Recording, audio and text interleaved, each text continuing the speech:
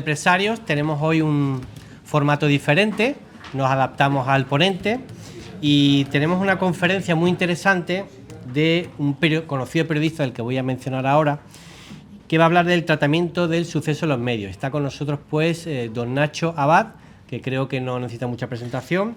En primer lugar, dar las gracias a las autoridades aquí presentes, a don José Eduardo Díaz, que él es teniente alcalde delegado de Urbanismo, Industria y Vía Pública, Policía Local, Extinción de Incendios, Emergencias y Recursos Humanos, y no le han podido dar más delegaciones porque no había. Y dar las gracias también al señor intendente de la Policía Local, don Francisco Javier Florentino, que está con nosotros. Bueno, es un honor presentarles a todos hoy. El ponente, don Nacho Abad, es periodista, es criminólogo y además es un ponente de prestigio nacional y se caracteriza por el rigor, el compromiso y la valentía a la hora de analizar sucesos de interés nacional. Tiene una carrera muy consolidada en los medios de comunicación de primer nivel, tanto en radio, televisión como prensa escrita. Actualmente pues tiene 2 programas en la televisión 4, Código 10 y En Boca de Todos. En los martes hace 6 horas y media de directo con la suma de 2 programas. Trabaja también en La COPE con Carlos Herrera y escribe en El Debate.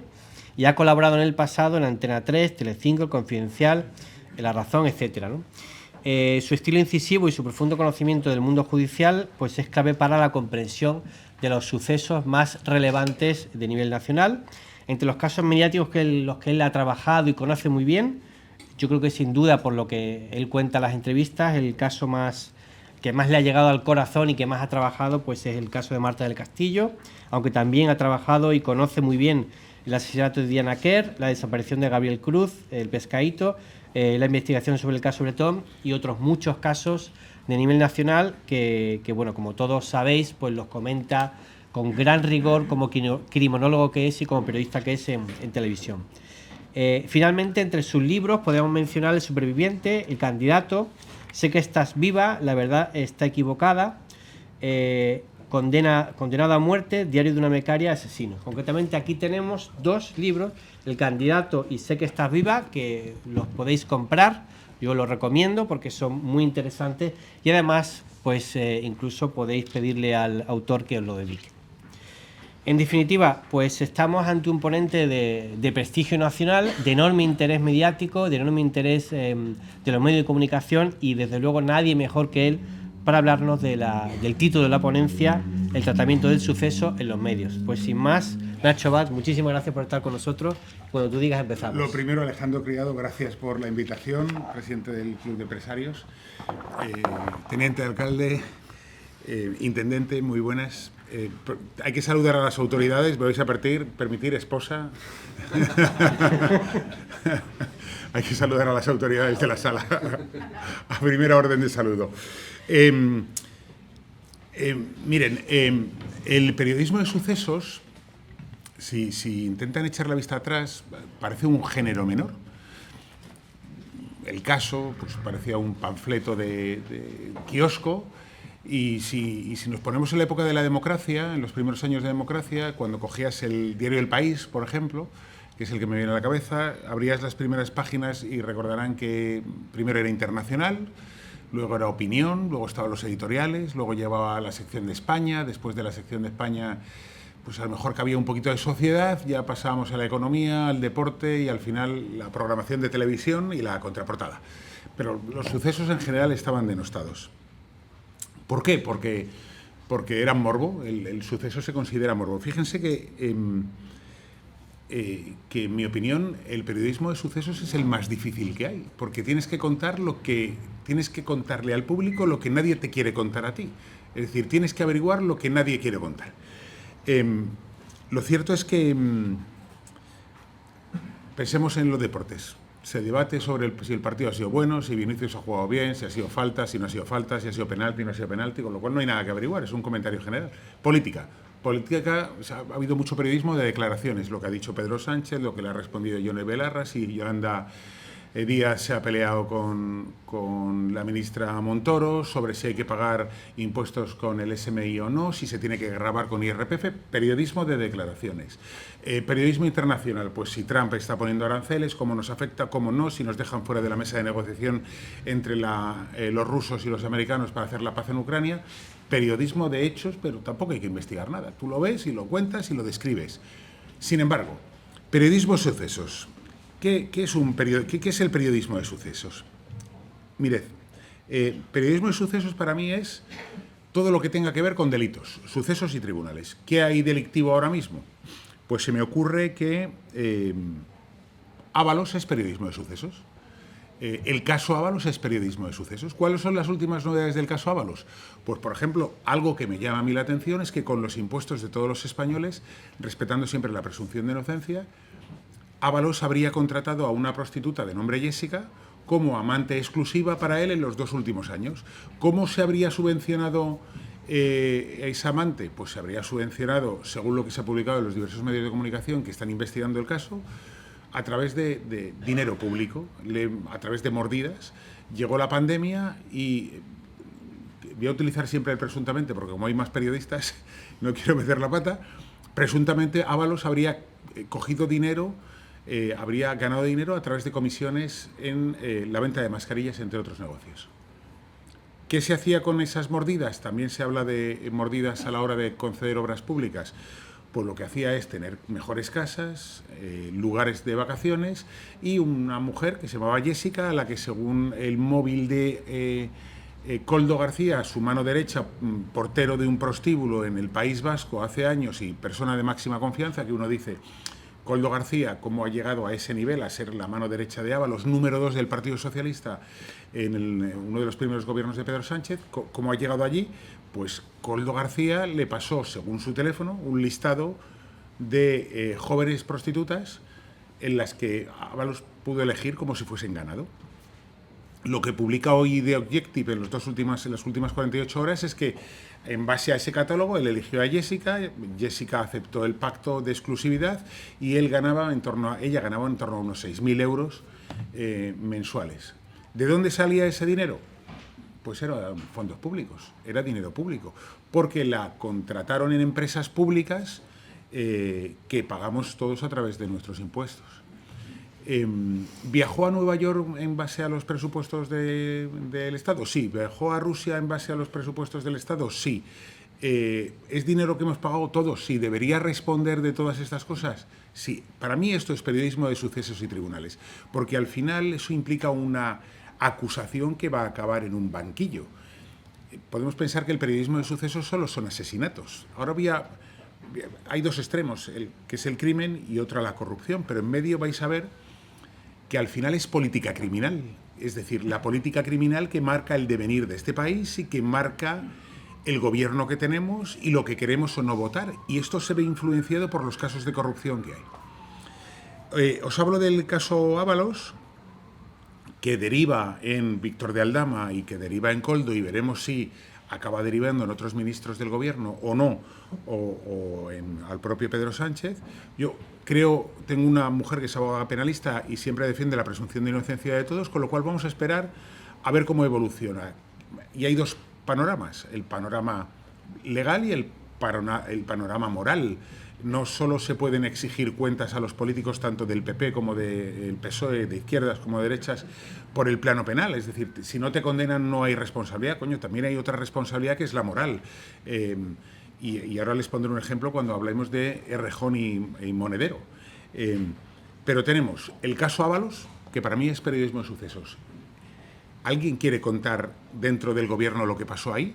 No. ¿Quiere Pedro Sánchez, por ejemplo, explicarnos por qué tuvo a Ábalos como diputado cuando ya se conocía que había escándalos de corrupción que le afectaban? Es decir, le nombró diputado y le permitió estar aforado dentro del Congreso, aunque le eliminó como número 2 del gobierno, como número 2 del Partido Socialista. Le quitó de ser ministro, pero le permitió estar aforado y le ha permitido pasarse al grupo mixto. ¿Por qué el aforamiento? Porque con el aforamiento los plazos se dilatan y como tú estás aforado, en realidad te permite presuntamente destruir pruebas, porque tú ya sabes que te están investigando y tú ya tienes un tiempo para hacer lo que te salga de las narices. Fíjese, caso del fiscal general del Estado. Fiscal general del Estado.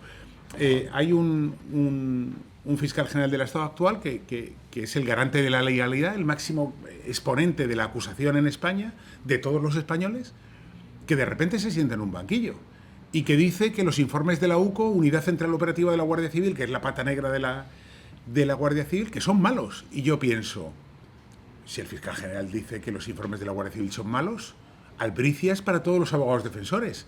Porque el día de mañana, cuando los abogados defensores se peleen con las acusaciones de los fiscales, que no sean el fiscal general, otros fiscales le digan, pero usted cómo se apoya a los informes de la Guardia Civil de la UCO, por favor, si el fiscal general, su jefe, dice que son malos. El fiscal general del Estado se está cargando una institución tan importante para la democracia como es la Fiscalía. Porque se está cuestionando si hacen bien los informes, si vulneran sus derechos, si entraron con una orden de registro legal dentro de su despacho. Y pienso, joder, pero si el fiscal general del Estado pone en cuestión todo el funcionamiento del Estado de Derecho, porque la Guardia Civil lo hace todo mal y la Justicia lo hace todo mal, ¿cómo van a defender sus fiscales lo contrario en juicios de otro tipo? Tendrán que entender que se pueda cuestionar a la Guardia Civil, a la policía, que se puede cuestionar a los jueces en otros casos. Bueno, pues el fiscal general del Estado, ni más ni menos, lo que ha intentado es, presuntamente, destruir a Isabel Díaz Ayuso. ¿Cómo? Filtrando un documento que no debería filtrarse. Un abogado le dice a un miembro de la Fiscalía, oye, mira, que el novio de Ayuso quiere llegar a un acuerdo contigo paga un poquito, lo que sea, y venga, lo resolvemos. Pagamos lo que vosotros digáis. Normalmente esto en delitos fiscales es habitual. Se llega a acuerdos entre Fiscalía, porque lo que quiere Hacienda es trincar. Entonces, como quiere trincar, pues se trinca. Shakira, pues le amenazan con años de cárcel, ella paga, pues ya se ha acabado. Ya has pagado, ya nos hemos llevado la pasta, venga, solucionado. Pero de repente da la sensación, y es una sensación, de que se puede hacer sangre. De repente alguien se da cuenta de que este es el novio de Ayuso, y Ayuso que es una de las lideresas del PP, o si no la mayor lideresa del Partido Popular, que es un azote para el socialismo. Entonces, pues aquí ya no va a haber pacto. Ya no va a haber pacto porque podemos erosionarla, es una sospecha. Yo creo que se piensa desde determinados sectores que Ayuso se la puede erosionar en base a lo que está haciendo su pareja. ¿Y cómo se la erosiona? Pues filtrando un mail en el que el abogado de la pareja de Ayuso le dice al fiscal, oye, mira, que reconocemos los delitos. El abogado, que no en puridad, no el acusado, el abogado. Y entonces se filtra, entonces claro, es el criminal confeso, estamos hablando de la pareja de Ayuso que está confesándole, entonces ya es un criminal confeso. Y si es un criminal confeso, ya te puedes meter con Ayuso de una forma abierta. ¿Y cómo se puede probar eso? Pues yo no me atrevería a decirlo si no tuviese el documento, el mail en el que le dice, oiga, que sí, que yo voy a confesar, que mi cliente va a confesar los dos delitos y llegamos a un acuerdo. Este documento, ¿quién lo tiene? Lo tiene el novio de Ayuso y lo tiene la Fiscalía. ¿Y qué se sospecha que hace la Fiscalía? Se sospecha a la Fiscalía que se lo filtra al Gobierno, y el Gobierno se lo pasa a periodistas de izquierdas. Es más, el Gobierno se lo pasa al líder del PSOE en la Comunidad de Madrid para que arree a Ayuso, a Juan Lobato. Juan Lobato se asusta. Hoy me decía Juan Lobato en persona, me decía, Nacho, mira, yo cuando recibí ese documento pensé, yo he trabajado en la Administración del Estado y sé que hay una cosa que son la ley, que es la ley de protección de datos. Y quiero saber de dónde ha salido ese documento cuando lo recibo, porque puedo colaborar en la revelación de un secreto. Y me voy a hablar con un abogado. Y el abogado me dice, oye, tío, te pueden caer entre 2 y 5 años de prisión. Y digo, no quiero que me caigan entre 2 y 5 años, pero aparte quiero hacer lo que es correcto. Y lo que es correcto es no participar de eso. Entonces, cuando ve que se montó un lío, se va a un notario y acredita de dónde sale eso. ¿De quién sale eso? De Pilar Sánchez Acera. ¿Quién es esa mujer? La mano derecha de Óscar López. ¿Quién es Óscar López? Pues el que está en Moncloa ayudando al jefe de gabinete del presidente del gobierno. Entonces, si de Pilar Sánchez Acera, que está en Moncloa, pasa el mail a Juan Lobato, se entiende que ese documento les ha llegado a esos dos de alguna manera. Todavía no se ha aprobado el camino de Fiscalía General, pero es un indicio o una sospecha respetando la presunción de inocencia. Y le dices al fiscal general del Estado, venga, dame tu móvil. Le da el móvil, te pones a mirar el móvil y los mensajes están borrados. Y él dice, no, los borro porque hay muchos datos ahí que pueden destruir a muchas personas y yo conozco muchas cosas que ustedes, que suena amenaza, pero bueno. Y ha borrado el móvil. ¿Tiene su derecho a borrar el móvil? Todo su derecho. ¿Eso le hace a ojos de la opinión pública sospechoso? Pues claro, lo que pasa es que tiene todo el derecho a ocultar todos esos detalles que le pueden llevar a la cárcel. ¿Se va a conseguir probar finalmente? Pues depende de lo que haga la empresa de WhatsApp en Estados Unidos, si nos da las conversaciones o no. Si nos da las conversaciones, probablemente esté ahí complicado. Si no nos las da, pues a lo mejor acaba siendo absuelto a pesar de que la creencia pública o el convencimiento público es de culpabilidad. Pero eso es periodismo de sucesos, investigar todo eso.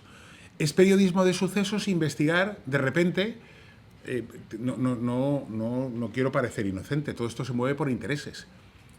Y se mueve por intereses que de repente se personan como acusaciones populares determinados organismos que dicen, oiga, yo no quiero corrupción en la vida pública, pero también tienen su ideología política.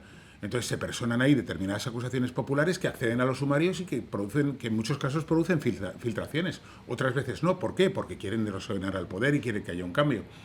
Pero de repente te llegan informaciones de otro tipo. De repente en el diario El Debate nos llega una información anónima de alguien que te dice que Ábalos tiene una casa en Perú y que la ha comprado con fondos europeos para la cooperación en Iberoamérica.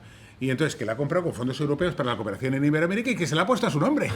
Es decir, que con el dinero de fondos europeos para la cooperación, Ábalos se ha comprado una casa allí y que vale 1,2 millones. Y entonces, ¿qué hay que hacer como periodista de sucesos? Ir a Perú. Tengo un compañero que se llama Alejandro, que viaja a Perú, que va a hablar, va a la casa, la graba, va al registro de la propiedad, saca todos los documentos y Ábalos inmediatamente responde que eso es falso, que es mentira, que es una fundación, que es para ayudar a los marineros, chorradas, porque al final la casa está a su nombre, sí o no, sí. ¿A quién le pertenece? A él. Punto. Va al Supremo al día siguiente y cuando le pregunta al juez, el juez le dice, sí, la casa está a mi nombre. Pues es que vende verde en botella, o sea, blanco en botella. ¿Mañana la puede vender? Sí. ¿Quién se va a quedar el 1,2 millones de euros? Ábalos, no se lo va a quedar el fondo de cooperación. La va a vender. La cuestión es, cuando tú le preguntas, dice, mis cuentas a nivel nacional las tengo claras. A nivel nacional. En el extranjero vete todo a saber lo que tiene. Periodismo de sucesos también es saber qué ha pasado en el caso de David Sánchez, el hermano del presidente del gobierno. ¿Le regalaron o no le regalaron el puesto? ¿Saben ustedes cómo empezó todo esto? Por una investigación periodística. Si no hubiese habido una investigación periodística de una filtración que dice este señor no viene aquí nunca a trabajar, a ver si le han regalado el puesto a dedo, la justicia no hubiese comenzado. Además de eso, política criminal. Política criminal no solo son los casos de corrupción. La política criminal también la marcan las actividades de determinados personajes públicos que dicen una serie de cosas públicamente y actúan de otra manera. Por ejemplo, Íñigo Errejón. Íñigo Errejón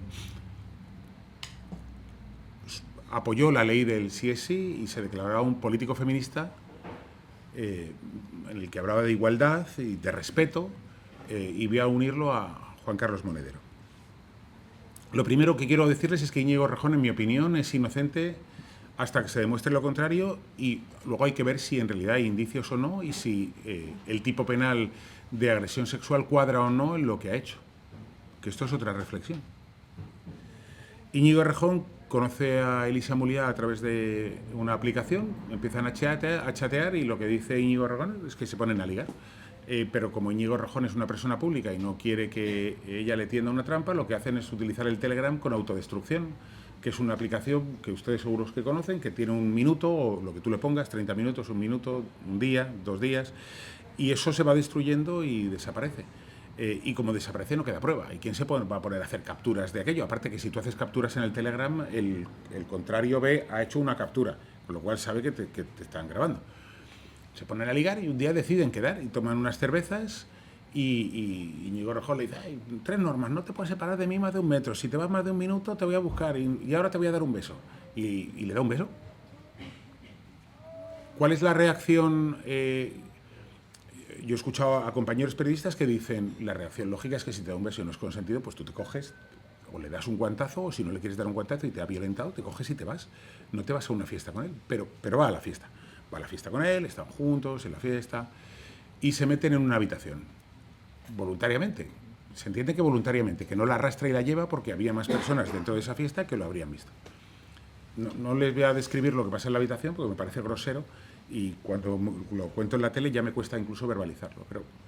Pero hay un momento ahí de contacto sexual Y en ese momento de contacto sexual, judicialmente, el juez tiene que preguntar, ¿usted consintió o no consintió? ¿Le mostró de alguna manera su negativa o no se la mostró?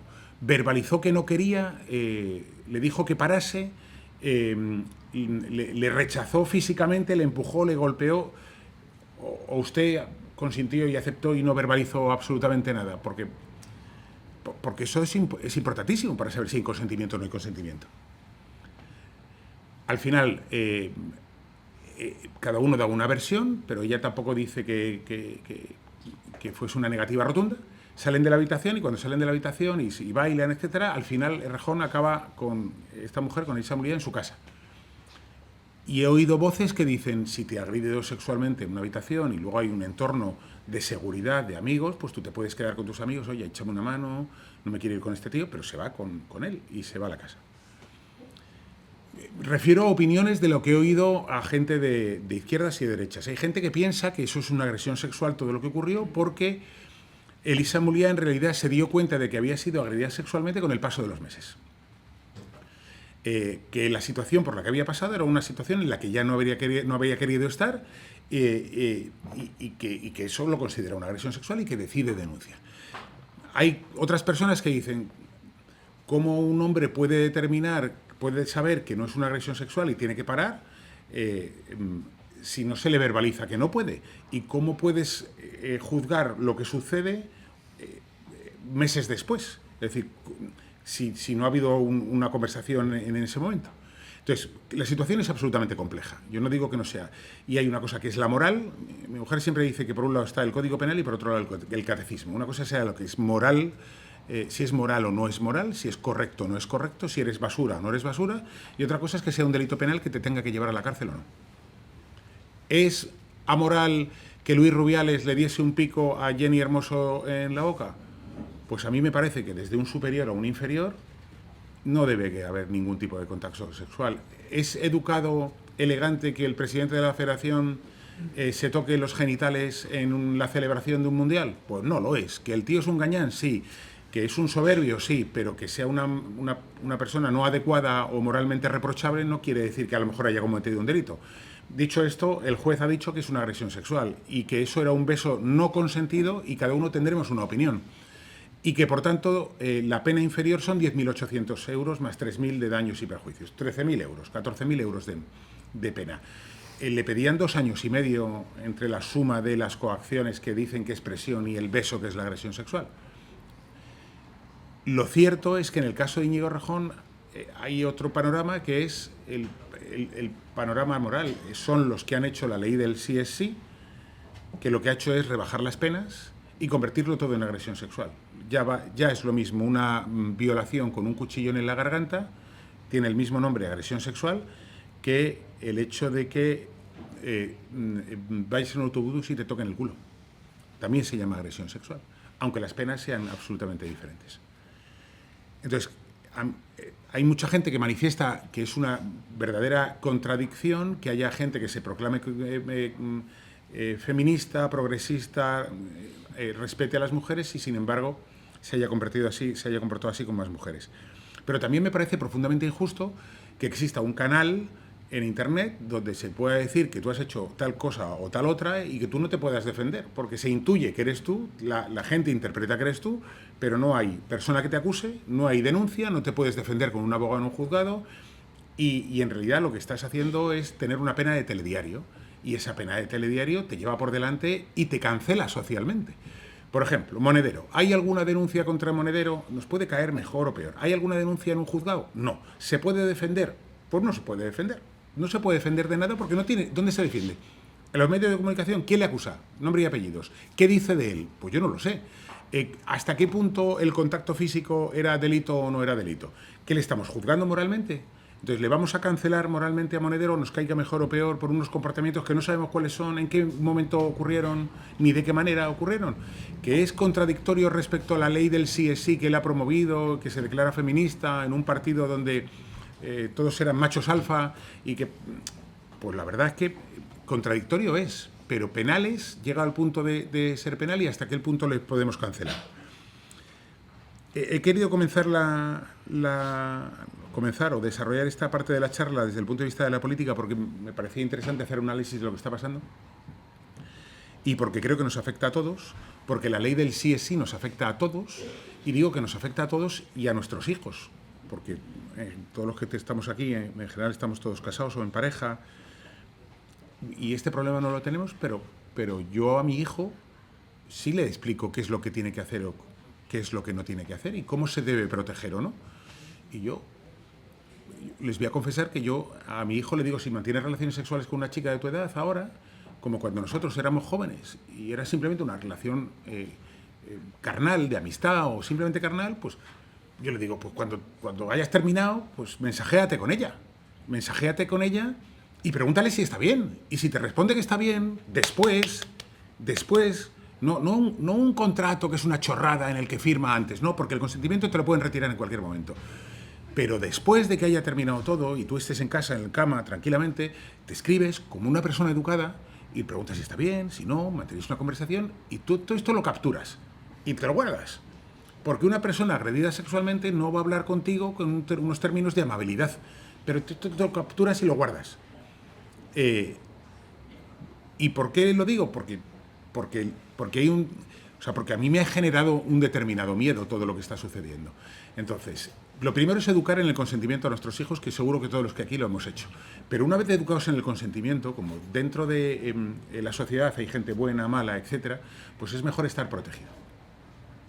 Dicho esto, voy a saltar del tema político y de la política al suceso puro. He querido empezar por los sucesos más corrupción, he ido al suceso de la agresión sexual general cuando afecta a políticos o no, y luego voy a ir al suceso puro, donde nadie te quiere contar lo que ha pasado. Seguro que ustedes se han enterado que han asesinado al exalcalde de Gandía, Arturo Torró, hace un par de días en Gandía, en la carretera.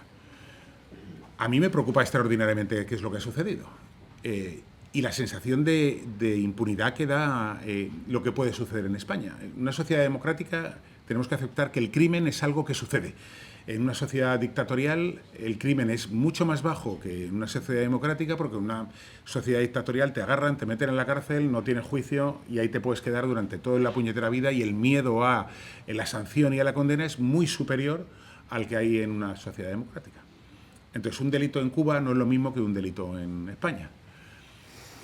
Y hay un determinado nivel de crimen que tenemos que entender que se va a cometer y que vamos a convivir con él intentándolo bajar lo máximo posible. Aparte, tenemos ahora el hecho de que en un mundo tan globalizado y con tanta inmigración, cada uno trae sus costumbres de otros países, y las costumbres que vienen a nuestro país no son las nuestras, son de otros países. Y las bandas latinas traen sus costumbres con su violencia y con su valoración de la vida. No es lo mismo cómo valoramos nosotros la vida a cómo la valoran en otros países menos desarrollados que España. Y eso a mí personalmente me preocupa. Pero en Gandía han matado a un alcalde, a un exalcalde, no se sabe muy bien cómo, pero lo que se han tomado el tiempo es para manipularle las ruedas, que las ruedas se desinflasen en mitad de una autovía, que llegase una o dos personas y que esa una o dos personas lo estrangulasen y le pegasen un tiro en el pecho sin que nadie se diese cuenta. Y ahora pongámonos a investigar, a ver dónde está esto, quién ha sido. Obviamente no es casual, no es un asesino en serie que pasa por allí y dice, soy el asesino de la carretera y voy matando en la carretera.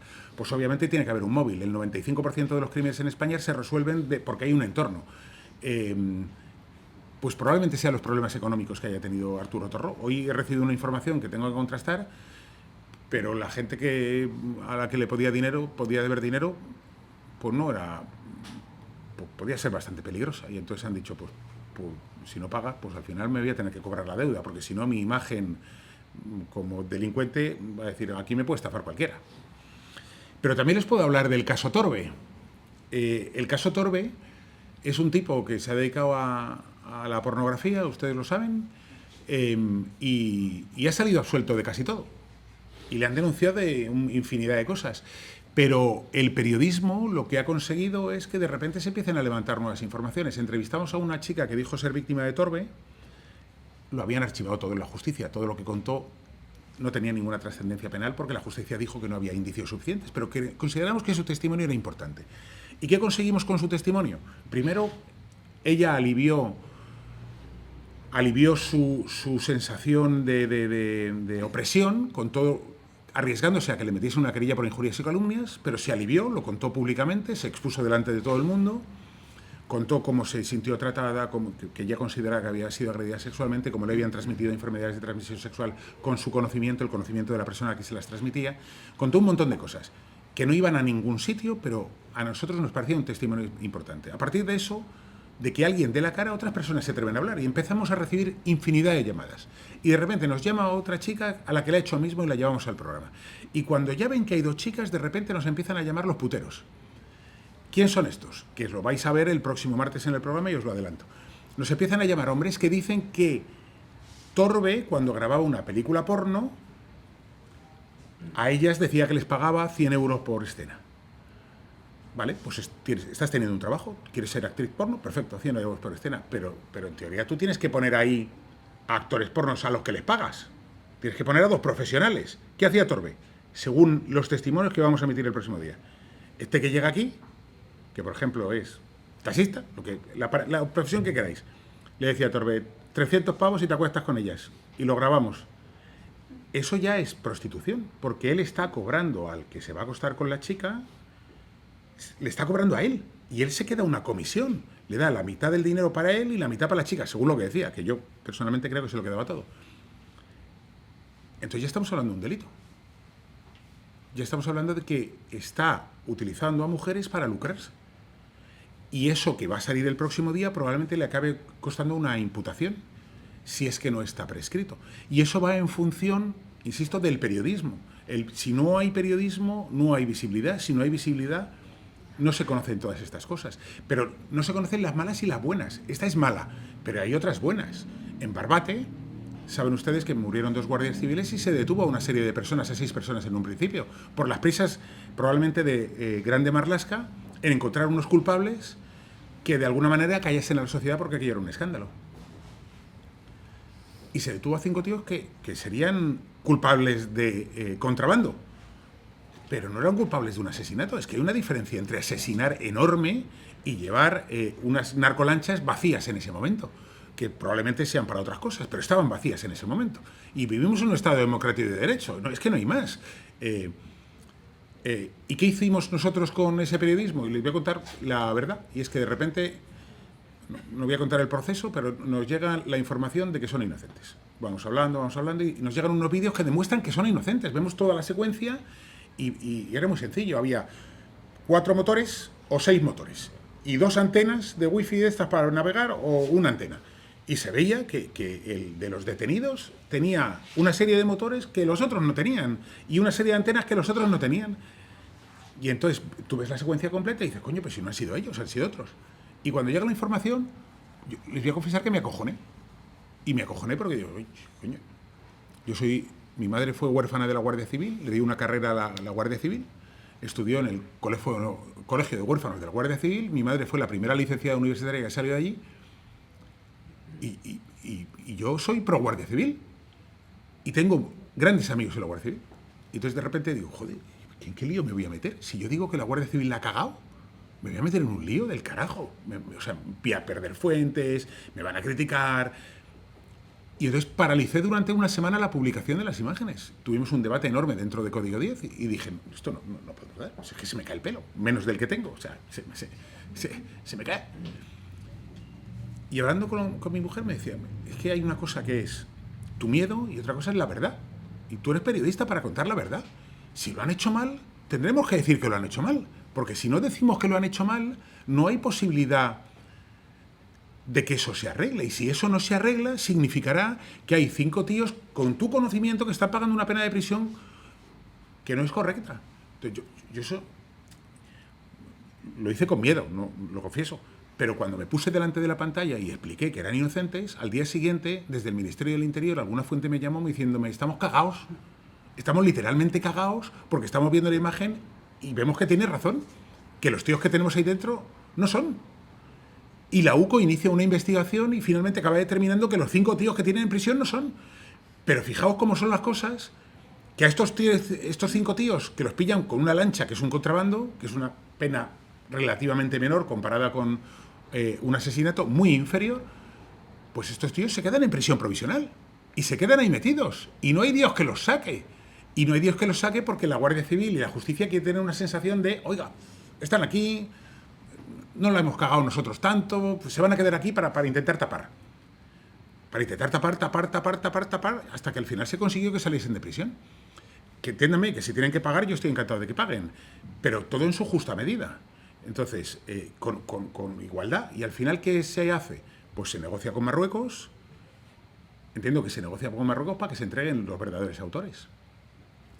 Pero por un lado consigue sacar lo más feo de la sociedad, tipo Torbe, como les digo, desde el punto de vista de que desvelas cosas nuevas que pueden llevar a gente a prisión porque se lo merece o no, pero al mismo tiempo gente que está en prisión, que es inocente, desvelas cosas que pueden permitir que salgan. En el caso de Dolores Vázquez, que fue la primera vez que yo vine a Marbella en mi vida, que fue después del 99, ¿cómo ha cambiado Marbella? Yo recuerdo habían condenado a Dolores Vázquez y yo vine a hablar con la vidente, con la bruja. No sé si acordáis de una bruja que dijo que había ido a casa de Dolores Vázquez, a su casa, diciendo que iba a matar a Rocío Bánico. Y yo me fui a ver a la bruja me dejó entrar allí con sus pelos y tal, y le dije, enséñame la agenda donde estaba la anotación de que habías quedado con Dolores Vázquez para ver que no te lo he inventado. Empecé a hacerle preguntas y me acabó tirando la grabadora a la cabeza.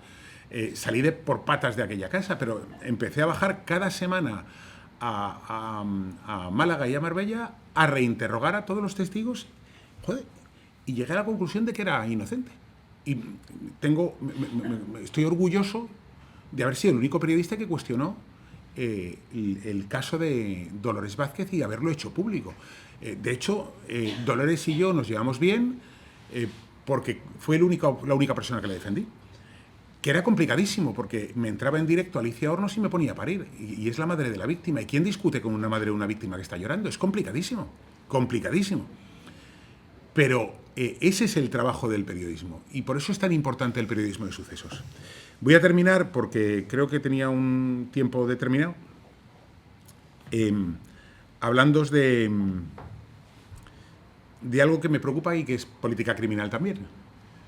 Que es en los asaltos estamos sufriendo oleadas de asaltos en casas privadas. Tengo algún amigo incluso, que vosotros conocéis, que le han asaltado en la casa y les han metido de leches. Y la ley establece que cuando alguien entra en tu casa, tú puedes defenderte si primero has sufrido una agresión o si tienes un miedo insuperable. Pero claro, ¿cómo te defiendes? ¿Cómo te defiendes? Pepe Lomas, en Ciudad Real, de repente estaba durmiendo. Pepe Lomas, fui a su casa y le conocí. Pepe Lomas es un anciano soltero, librero, cultísimo, que vive a las afueras de Ciudad Real, en un sitio cero frecuentado, que de repente está en su casa, se levanta, tenía árboles centenarios, amaba sus árboles y tenía un sistema de riego brutal, que se había gastado una pasta, el hombre no tiene un duro, me decía, mira, tengo aquí un montón de almendras que se han caído, yo las vendo a 0,15 el kilo, ¿conoces a alguien que me venga, las recoge y se las lleva? Porque necesita pasta, ¿no? Y el tío tenía un sistema de riego brutal, había plantado sus propios árboles, algunos eran antiquísimos, los había plantado también su padre y los quería muchísimo, y de repente un día, a las 2 de la mañana, que se levantaba a tomar su vasito de leche, se levanta de la cama y dice, joder, si esta puerta no la he dejado abierta, y se la encuentra abierta, y ve el sistema de riego y lo habían reventado entero. Y los hilos estos para evitar los mosquitos y las moscas de repente estaban arrancados. Y entonces el tío dice, coño, que ha entrado alguien. Y entonces él vuelve en silencio a su habitación, conoce la casa, coge la escopeta, le mete 2 cartuchos, la carga, sale con la escopeta, en silencio, diciendo, aquí hay alguien y voy a defender mi casa. Y entonces llega al patio, vive en una finca con un edificio principal y un edificio como para animales, y al lado del edificio de los animales ve a un tío. Y ve a un tío con una motosierra en la mano. Y el tío dice judicialmente, yo disparé para arriba ni para allá. Le metió un lamparazo, que de hecho hay un lamparazo que tiene en la espalda, no lo tiene de frente. Entonces dispara una vez, dispara 2, vuelve a cargar, vuelve a pegar un disparo, y el cuarto se lo guarda porque piensa que puede tener otros socios alrededor. Y a continuación llama a la policía. Y no sé si habéis oído la llamada, que es brutal, que dice, oiga, policía, mire, que soy Pepe Lomas. que acabo de pegarle un tiro a un tío. Dice, perdón, ¿cómo que un tío? Se dice que me ha entrado en la casa y que yo qué voy a hacer. ¿Pero por qué no nos ha llevado? Y a ustedes les voy a esperar a que lleguen. Si es que si espero que lleguen me asesinan a mí. Y el otro dice, ¿pero usted está bien? Sí, yo estoy bien. ¿Pero qué? ¿Le ha matado? Sí, yo le he disparado, no sé, ahí está. Yo no me he acercado para ver si está muerto o no. Entonces, llega la policía, llega a la casa, entran dentro del sitio, dice, por favor, vamos la policía, quite la escopeta. Y dice, no se preocupe, ya no disparo a nadie más. Y se encuentra el tío con un disparo en la espalda también. Es decir, el tipo intentó huir y le disparó por la espalda. Esto ya no es defensa propia, pero todo esto nos lleva a una reflexión y a un debate. Y es ¿hasta dónde podemos defender nuestra casa cuando nos entra un tío? Pues mira, yo soy de la teoría de que yo primero lo mato y luego ya que me defienda mi mujer. Porque es una agresión ilegítima, nadie tendría que tener el derecho a entrar en casa. En Estados Unidos hay una ley que dice tu casa es tu castillo y tú la defiendes de cualquier intruso. Y si se confunde porque va borracho, pues mira, no haber bebido. A este hombre, a Pepe Lomas, le metieron en prisión provisional. Le metieron en prisión provisional y él dice que estuvo tranquilo y normal en la cárcel, ayudando a gente allí. Cuando salió de la cárcel, yo hablé con él, estaba muy cabreado con todos los políticos con la mierda de ley que teníamos respecto a la legítima defensa, porque decía, ¿yo qué voy a hacer con el ladrón? Entra el ladrón y lleva, imaginaos que lleva una barra de hierro. Y le digo, espera, que tengo la escopeta. Espera, la escopeta no, pero que tengo una barra de hierro, voy ahí y ya nos peleamos con las barras, de barra a barra.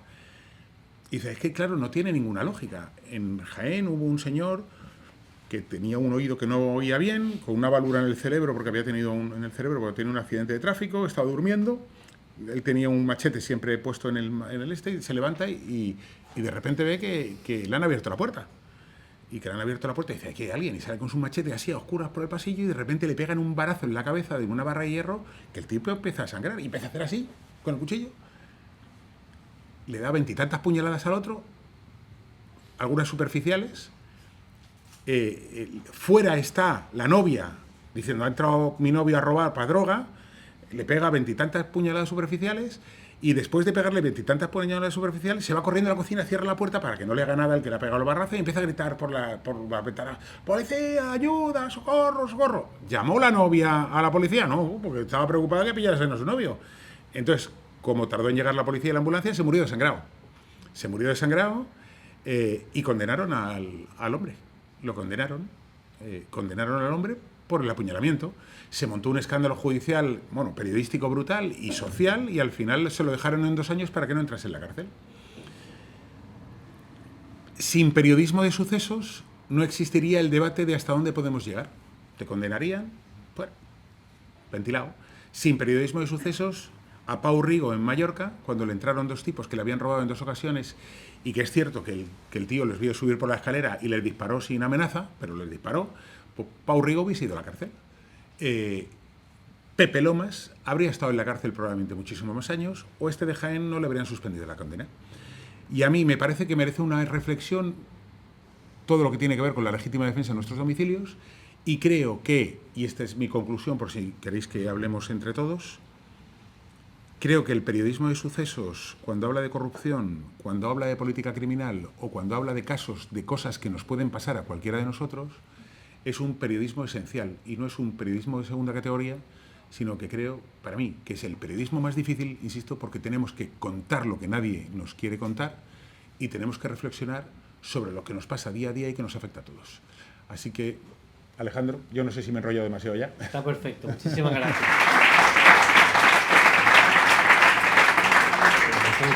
Venga.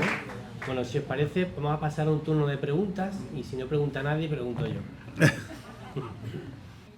El empresario que tenía un brote. Hay 2 versiones. Hay una versión que dice que estaba molestando dentro de un bar, ¿no? Que lo trasladaron a un hotel, que llaman porque estaba molestando, y que llega la policía, lo tranquilizan, se vuelven a ir los policías y vuelven a llegar. ¿Conocéis todos el caso de Estepona o lo...? Vale. Bueno, es una persona que tiene, estoy hablando de memoria, porque no consigo recordar todos los casos, pero esta es una persona que en teoría estaría diagnosticada de esquizofrenia. Hay algunas fuentes que apuntaban a que consumía drogas y alcohol también, y que está en un bar, y que genera una serie de problemas, o que tiene miedo, no sabe exactamente qué tipo de problema genera, pero va a la policía y lo calma. Y llega una ambulancia y él rechaza la asistencia de la ambulancia. La policía se va, van a un hotel y vuelve a plantearse una situación que hace necesario que vaya la policía. Va la policía y le reduce, y en la reducción acaba falleciendo. ¿Qué dice la familia? Que la reducción fue muy agresiva, innecesaria, que era controlable de otra manera y que por tanto le piden responsabilidad a la policía. ¿Qué dice la policía? Que la reducción fue la ajustada y necesaria y que actuaron de forma correcta y que lamentan la muerte. Para mí es muy difícil sacar una conclusión. Y es, primero porque no estaba allí, segundo porque no conozco el sumario a la perfección. Yo he visto una imagen en la que hay un policía encima de él. El otro día un policía me retó a que le redujese. Me dijo, si a ti te parece fácil reducir a una persona, te invito a que el próximo programa yo me resisto y tú me esposas. A ver si lo consigues. Y yo le dije al director, coño, qué interesante, vamos a intentarlo hacer. Y me dijo, ni se te ocurra. Pero, si primero vas a parecer violento, vas a tener que acabar golpeándole entre tú o entre varios y al final vas a quedar como un violento tú. Si una persona se quiere resistir, necesitas una cantidad de ayuda brutal para reducirla y ponerle las esposas. Y ni tienes la técnica ni la capacidad. Con lo cual decidimos no hacerlo. No tengo una opinión formada y me gusta formarla en función de lo que leo. Así que no te puedo responder. ¿Tú tienes una opinión? No, simplemente como es un tema que se debate mucho y sé que tuviste participación, pues quería saber tu opinión, nada más. Gracias. Pero me basta saber que está todavía en el tintero. O sea, Está en el tintero, está en el tintero. Es que es un problema. Las personas que tienen algún tipo de enfermedad psiquiátrica o enfermedad mental es un problema a nivel reducción por parte de la policía. Porque no se sabe muy bien cómo actuar. Si sacas el arma, no, cuando disparas, cuando no. Tuve un caso en Madrid en el que unos policías locales iban persiguiendo a unos ladrones y cuando llegaron a una calle los ladrones dieron marcha atrás como para atropellar a los policías dispararon hacia el suelo, pero como el coche se iba acercando hacia ellos, el ángulo de disparo va modificándose y mataron a uno. Y los acabaron condenando. No por asesinato, por un homicidio imprudente, pero los acabaron condenando. Y dices, coño, pues es que si no me atropella a mí me mata. A mí me pareció injusto que les condenasen, pero el Supremo les condenó a 2 años y les suspendiendo empleo y sueldo. Ahora lo cierto es que han vuelto a trabajar como policías. Nada, por Dios.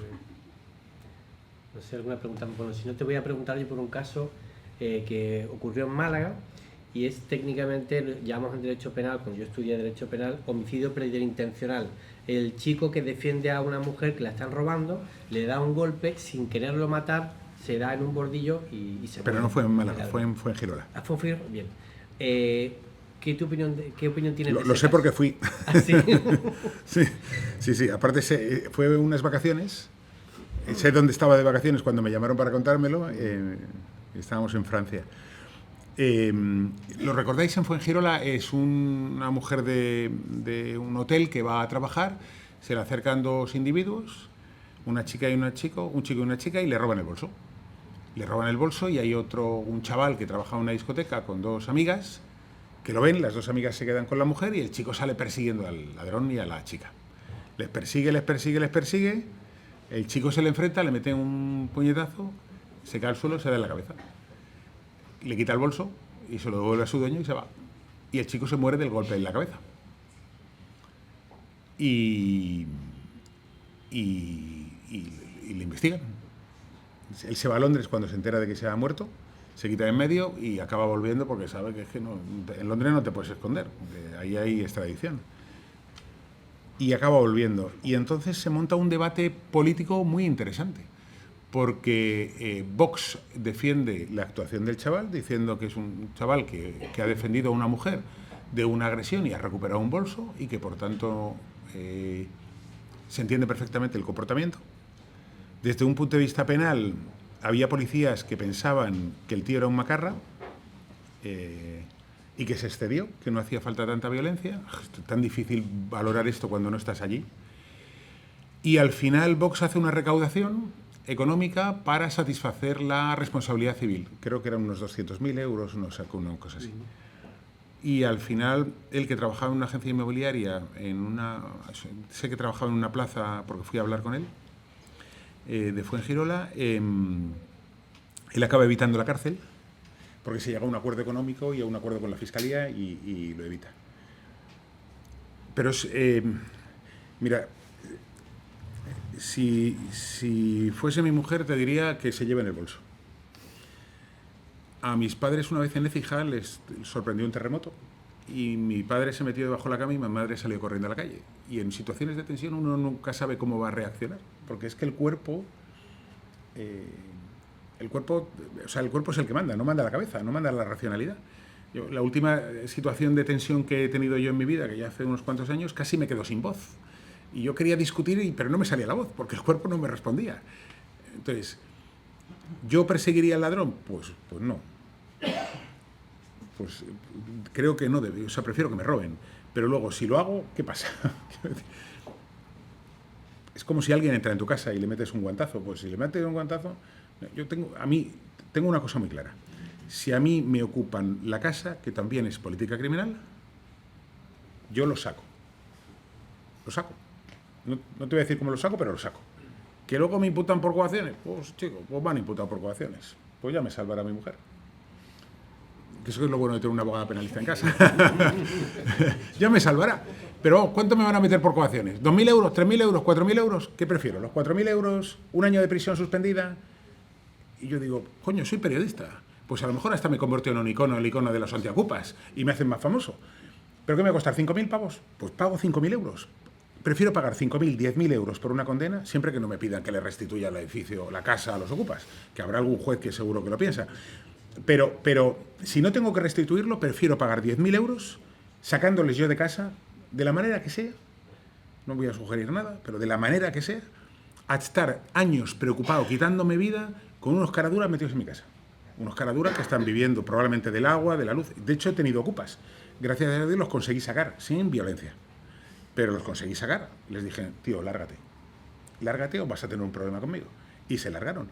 Pero si no se ya largan, los saco. Porque yo creo que la ocupación está generando problemas psicológicos, problemas de enfermedades mentales en los dueños que ven con angustia que no pueden hacer nada porque no tienen una ley que les proteja, no tienen un gobierno que les apoye, el escudo social somos los pequeños ahorradores o los grandes ahorradores y nos convertimos en escudo social que no tiene el Estado. Entonces dices, los ocupas, este señor ocupa, no le pone la casa al gobierno, venga, pues ahora, los que tienen 2 casas que se han comprado 2 porque han podido ahorrar, pues que los proteja, que el escudo social sea el individuo, el pequeño empresario, el empresario. Y a mí eso me parece una vergüenza.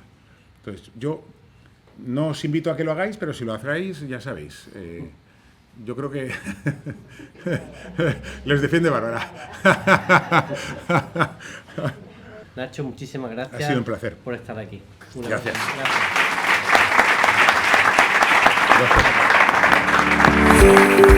Gracias.